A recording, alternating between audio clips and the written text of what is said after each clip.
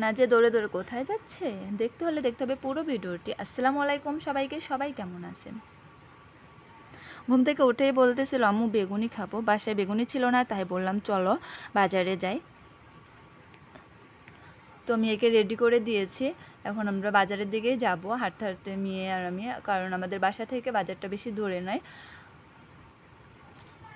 3 থেকে 4 মিনিট লাগে বাজারে যেতে। পর মেয়েকে নিয়ে চলে যাচ্ছি বাজারের দিকে।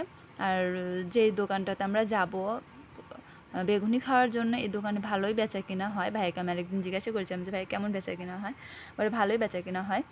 যেহেতু 5টার পরে অনেক লোকজন হয়, আর আমরা সন্ধ্যার দিকে গিয়েছিলাম, সেই কারণে ধরেন মানুষজন খুব কম ছিল। পরে মেয়েকে বললাম যে বেগুনি আর ছোলা নিয়ে দিই, পরে বলে আচ্ছা ঠিক আছে। পরে বেগুনি আর ছোলা নিয়ে দিলাম মেয়েকে।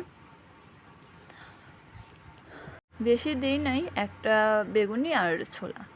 পরে আমরা বসে পড়েছি খাওয়ার জন্য, নাজিয়া বসে পড়েছে, ও এখন বেগুনি খাবে। ছোলাটা যে খাবে না, আমাকেই খেতে হবে। ছোলাটা আমার জন্য নিয়েছি, বেগুনিটাও খাচ্ছে। পরে বললাম যে আম্মু মাগরিবের আজানও পড়ে যাবে, তাহলে চলো আমরা এগুলো নিয়ে বাসায় চলে যাই। পরে বললো আচ্ছা ঠিক আছে আম্মু, তাহলে চলো আমরা বাসায় চলে যাই।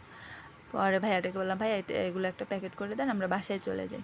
পরে ভাইয়াটা করে দিল, প্যাকেট করে দিল। পরে আমরা বাসায় চলে গেলাম। যদি ভিডিওটি ভালো লেগে থাকে লাইক, কমেন্ট এবং সাবস্ক্রাইব করে দিবেন। সবাই ভালো থাকবেন। আল্লাহ হাফিজ।